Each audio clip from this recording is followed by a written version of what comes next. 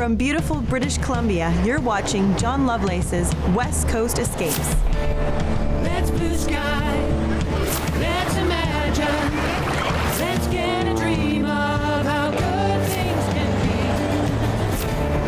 Let's blue sky, let's imagine, let's get a dream of how good things can be. On today's episode, guest host Lisa van Reeuwyk tours the famous Inside Passage, but not on a cruise ship. We get on a working freight boat that offers paying passengers a trip of a lifetime, a chance to get up close and personal to the history and geography in one of the last natural wilderness areas on the planet. Let's blue sky, let's imagine, let's get a dream of how good things can be.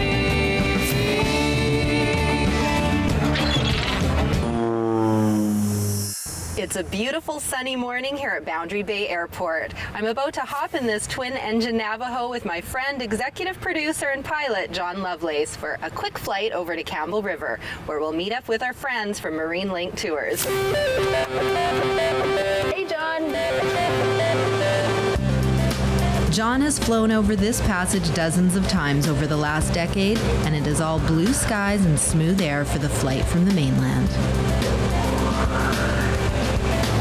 The most common, practical, and affordable route for traveling between Vancouver Island and the mainland is with BC ferries.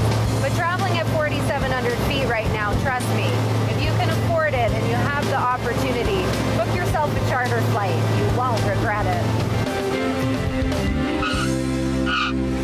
We're here. We made it to Campbell River. Now, Lisa, there's going to be a whole lot of temptations up there. There's going to be crab, there's going to be prawns, there's going to be wine. So don't do what I would do. Well, that leaves me a lot of options, so it should be a good trip. Yeah, you should have a lot of fun. Be a good trip. Well, you have a safe flight. Yeah, Guy's going to put on a great time. We'll find out. Here's our meet and greet. Nice to meet you Nice to meet you. finally. Yeah. Good, and it's about an hour and a half drive to Kelsey Bay? Yeah, we're going to make a stop at our office and the terminal for a little bit because we've got to pick the jet boat up there. So. Typical of his hospitality, Guy Adams meets me at the airport and drives me over to the Marine Link Tours headquarters in Menzies Bay. Passengers start and finish their journey here at their dock. The team works long and hard to keep up with the demanding schedule of operating the MV Aurora Explorer from the office, the shipyard, and aboard the vessel. After hitching up the speedboat, we are headed to Kelsey Bay to start our adventure in the scenic waters of the Broughton Archipelago. All aboard!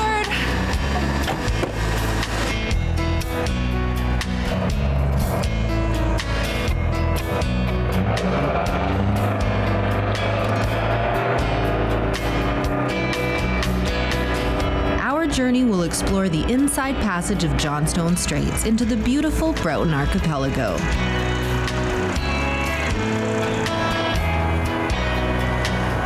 Each day, we will continue our journey through the maze of islands steeped in British Columbia First Nations history.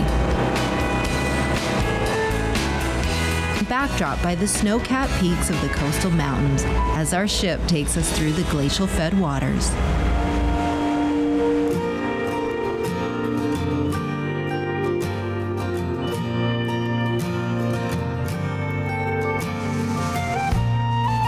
In the days of old, tramp steamer voyages were a commonplace offering.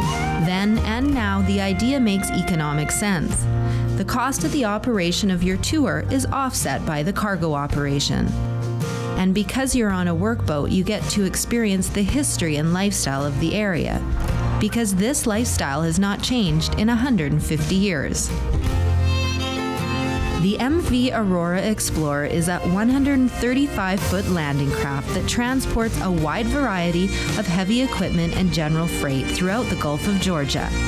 The ship is still the lifeblood of the area, and it's one of the last wilderness areas on the planet. There are still no roads up here.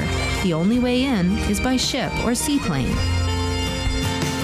There is a big difference in the size of the ships up here. These waters are a popular destination for cruise ships. But when you travel on a big ship, you journey through an area. Aboard this classic small ship, you become a part of it. I didn't know what to expect when we first sailed out of the harbor, yet I was surprised at the amenities on board. Amenities for the passengers include an upper lounge, laundry, a lower lounge, 3 showers,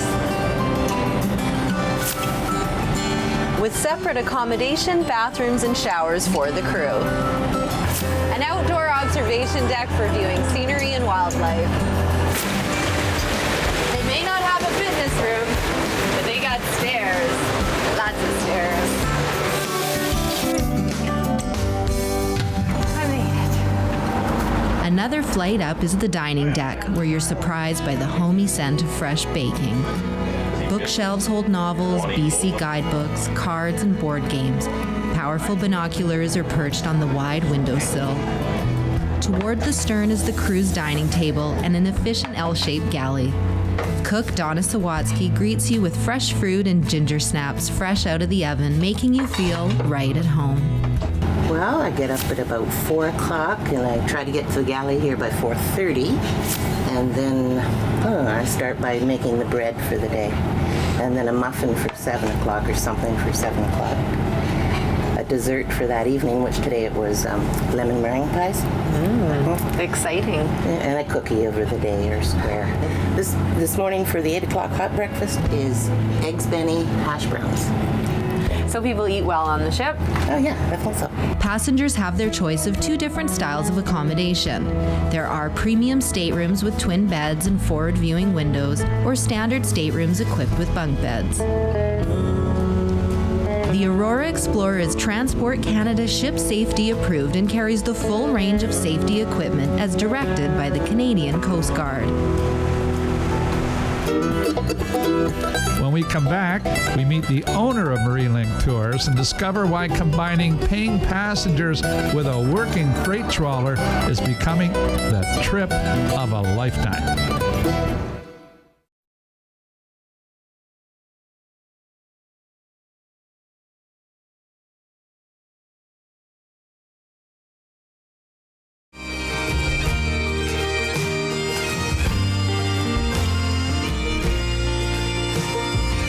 When it comes to knowing the ins and outs of the Inside Passage, our captain Ron Stevenson is one of the most knowledgeable guys around. He has worked as a captain aboard the MV Aurora Explorer for 16 years. And right now we're on our way up through Wayton Pass. We're working our way over towards Retreat Pass. We're going to get out into Queen Charlotte Straits and make a decision weather-wise which route we're going to take. We may go back the same way that we went this morning, but there's a possibility that we'll go right across White Cliff Islands up this way, up into Retreat Pass. One thing we really have to watch with the Aurora is when we're on the beach making delivery, if we've got a falling tide, because we are right on the beach, if it's a shallow beach and the tide's falling, we can get hung up. So we've got to really watch that. Have you ever been stuck? Yes, I have actually. hung up, let's put it that way. Yeah. An extended stay. Yeah. This is a magical place up a sheltered water world of hidden coves, deep fjords, rich estuaries, and white clamshell beaches built up by thousands of years of shellfish harvesting. Often the statuesque bald eagle soars overhead, while curious harbor seals swim close to check us out. If we are lucky, we may spot a group of Pacific white-sided dolphins playing in the waves. I think the folks that come out on the Aurora Explorer are interested in seeing real life. This is the working coast, and that's what we're doing. We're out here delivering freight, and we're not all polished up, you know. We're working guys and gals out here, and a lot of people find that very interesting. Watching the operation of the boat is probably just as much part of the trip. I probably wouldn't like it very much if I couldn't sit up on the bridge most of the time. You know, you hear about the beauty of the BC coast and the individual islands, but to actually, you know, to take this particular type of a cruise is really, really wonderful. so courteous. They have a job to do, and yet they always have time to talk to you and answer your questions, and they're tops. We're coasting through the Birdwood Group. It's a series of islands that truly showcases the spectacular scenery of the region.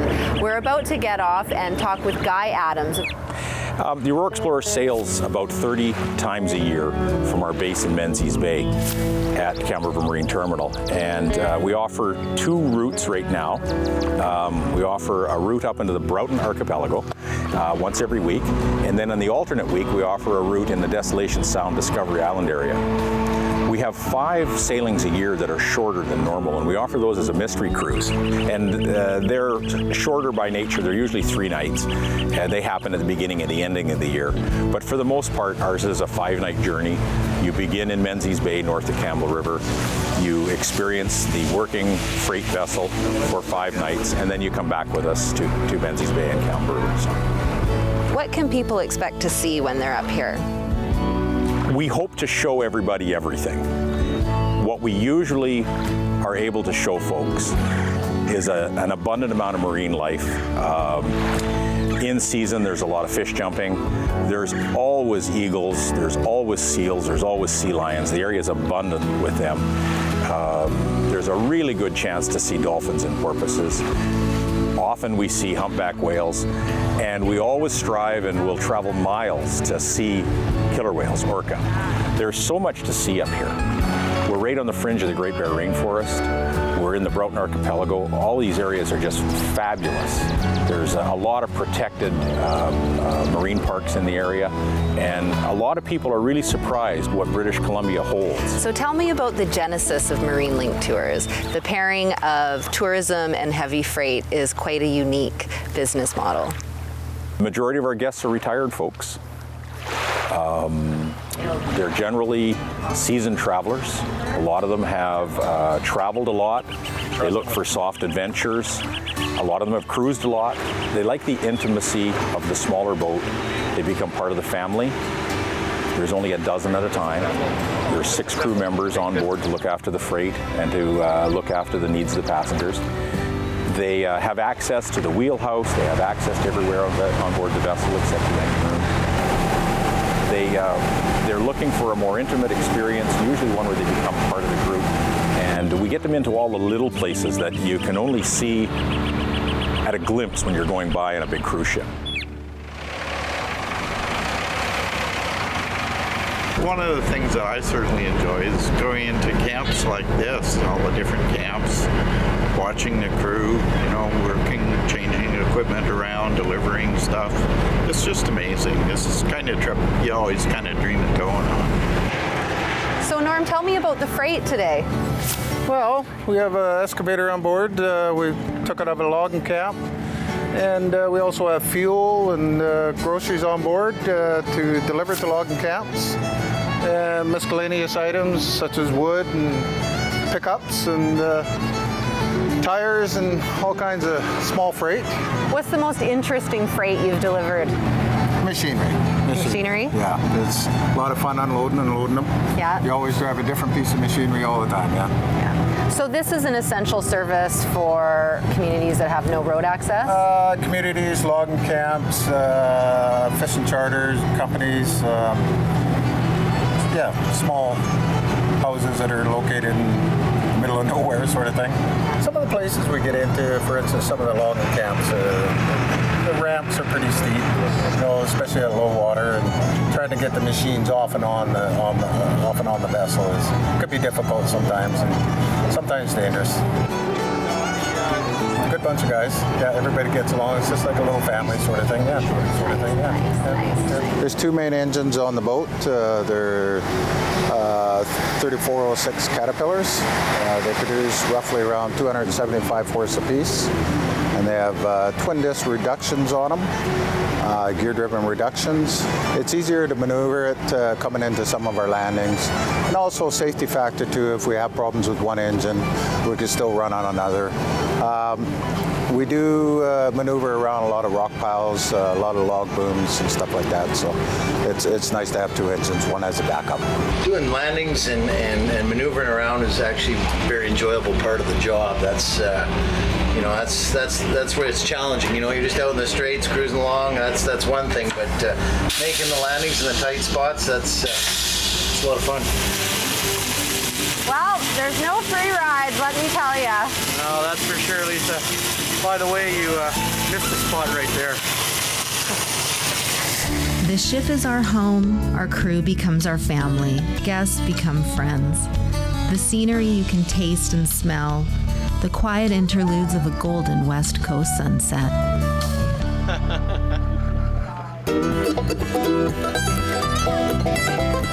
When we come back, we explore a place that the cruise ships will never see, the hidden islands of the mysterious Broughton Archipelago.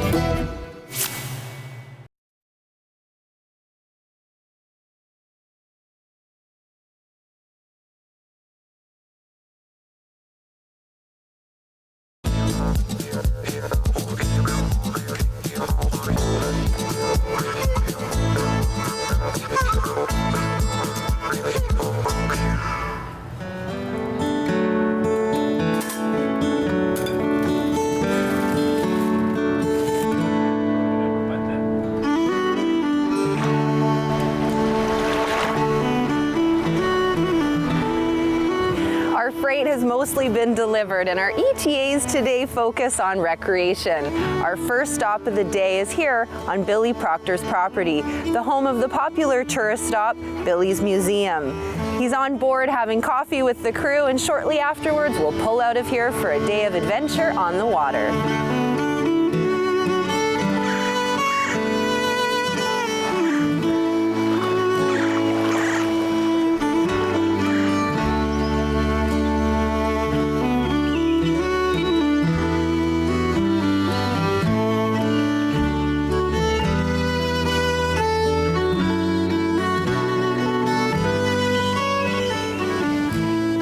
Can't just hop in your car and drive to the grocery store when you live in an isolated community.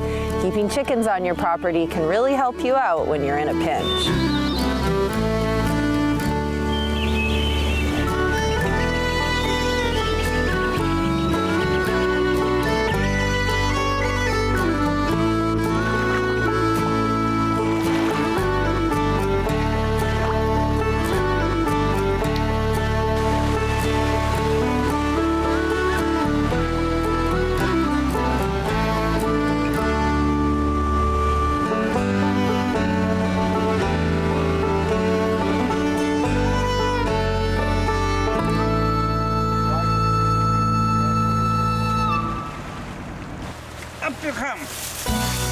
York Island is the next stop.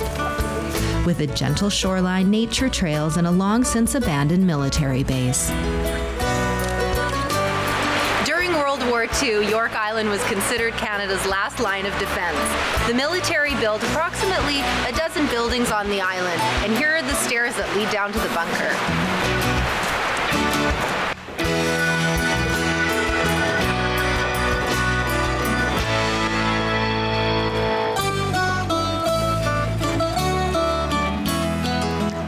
We're standing by the main gun turret up on York Island. Sky, would you tell me a little bit about what we're standing on? We're standing on a World War II military base that was considered Canada's last line of defense in Johnson Straits.